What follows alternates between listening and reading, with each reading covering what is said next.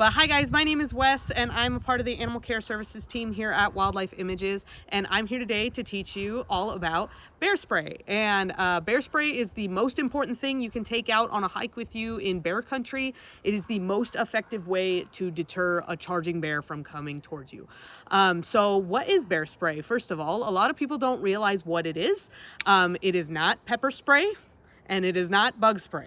Bear spray is an aerosol deterrent that is made to stop a charging bear from coming towards you. Like I said, it is not pepper spray. This is the size of a can of bear spray. It's 7.9 ounces, and this is human pepper spray. They are not the same thing. If you take this out with you, it will not stop a bear from coming towards you. A couple differences as well. Bear spray comes out in a big 25-foot fog, and pepper spray comes out in a liquid stream, only about 5 feet. So this will not help you when a bear is coming towards you. And it is not bug spray. I've been asked several times, do you spray it on yourself like bug spray to stop the bears from coming towards you? You do not. Please do not spray it on yourself. The active ingredient in bear spray is capsaicin. It's made from hot pepper oil, so it is very spicy. Do not spray it on yourself.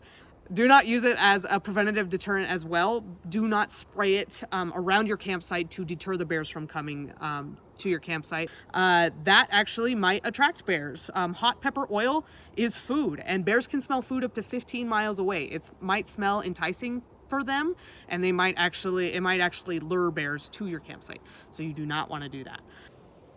So there's a couple things you want to look for when you're purchasing a can of bear spray. You want to make sure it's labeled bear spray or bear deterrent, that it contains 1 to 2% capsaicin, that it has an EPA registration number.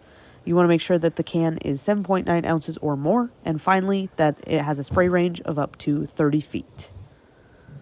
So a couple things to know about bear spray just in general. It has an expiration date. It has a shelf life of about 5 years.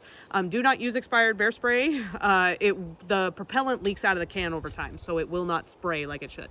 2, you cannot bring it on aircraft. You cannot fly with bear spray even in a checked bag. It is considered a hazardous material, and airlines are not supposed to have it. They are prohibited to have it on their aircrafts. So you cannot fly with it. And then lastly, do not keep it in extreme heat or extreme cold. Under extreme cold, the propellant leaks out of it again, and it will not spray properly. Under extreme heat, it will explode because it's under pressure. So do not keep it in your hot car in the summer. It will explode and you'll never want to drive your car again. So when you're hiking, make sure your bear spray is accessible and on you. It needs to be on you. Don't put it in the bottom of your backpack. A bear can run the length of an American football field. That's 100 yards in 7 seconds. If your bear spray is in the bottom of your backpack, that bear is not going to wait for you to get it out. So it needs to be on you, either on your hip. There are chest holsters, or if you're like me, I hold it in my hand when I'm hiking. And you always want to go out with a full can of bear spray. The can has about 9 seconds of spray in it.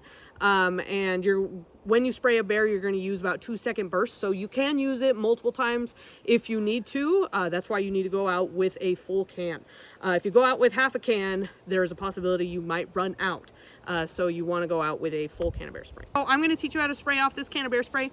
And all bear spray cans have this safety on the top. This orange safety, it's covering the trigger. I cannot spray it with the safety on. But so when it's time to use your bear spray, you want to make sure you pop that safety off. It's just a pop of your thumb, comes right off. Sometimes, and I think all the time, they are zip tied when you first buy them. So make sure you take that zip tie off or you're going to have a bad day.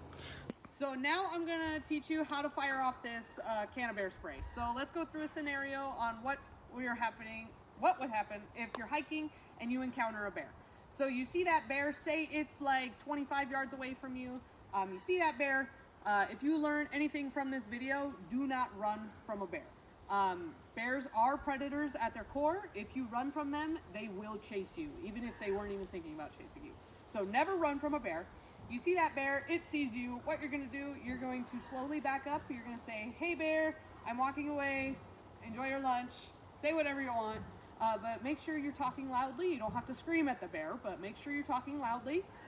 And then waving your arms like this, it's not to look big. It's just saying, I'm a person. No other animal in the animal kingdom does this. And just to say you're a person and you're leaving. But that bear is still taking interest in you. If it's this close as well, I would pop the safety off my bear spray can. So say that bear is not being deterred by you, it's not running away, it's not losing interest. It is actually displaying aggressive behaviors such as teeth popping, huffing, it's just acting aggressively. You'll know if it's an aggressive bear. And this is when you're gonna deploy your bear spray, and especially if that bear starts coming towards you. So if the bear comes towards you, you want to spray your bear spray, not up here. When a bear charges you, its head is really low, and if it's up here, that bear is going to run right underneath that spray. But so you want to angle it slightly towards the ground, about here, not like this, but right here, and you want to set off a 2-second burst, just like this, like that. And the bear spray is meant to get in a bear's eyes and its nose. Their nose is really, really sensitive. Their sense of smell is 2,000 times better than our sense of smell. So this is about 10 times stronger than pepper spray. So you can imagine why that would hurt the bear. But this should effectively scare or harm the bear enough where you can safely get away. So after you've deployed your bear spray and that bear is incapacitated, if it didn't run away, you want to keep eyes on that bear. We do not run in this situation still. I know that might seem really difficult in our nature, but we do not run. So keep eyes on the bear and exit walking safely out of the area. Because you have deployed your bear spray in a hiking area, you want to contact your game warden, local game warden, because that bear was acting aggressively or defensively. And they will close down that hiking trail so no one else hikes in that area with that aggressive or defensive bear around. And also it gives time for the bear spray to dissipate. As I said before, it can also be a bear attractant. So that's how you use bear spray, and it is really important to have this with you when you are hiking in bear country. It is the safest, most effective way to deter a bear. One, it is non-lethal, so much better than a firearm. And I get asked a lot if it works at all. And yes, it does. You can look up all kinds of statistics that bear spray does in fact work. But me personally, I had a landlord a couple years back that he was attacked by a grizzly bear and bear spray saved his life. So I will always go by bear spray. And it is a good thing to have. Think of it like insurance. It is really good to have, and hopefully you won't need it. But if you do need it and don't have it, you're kind of out of luck.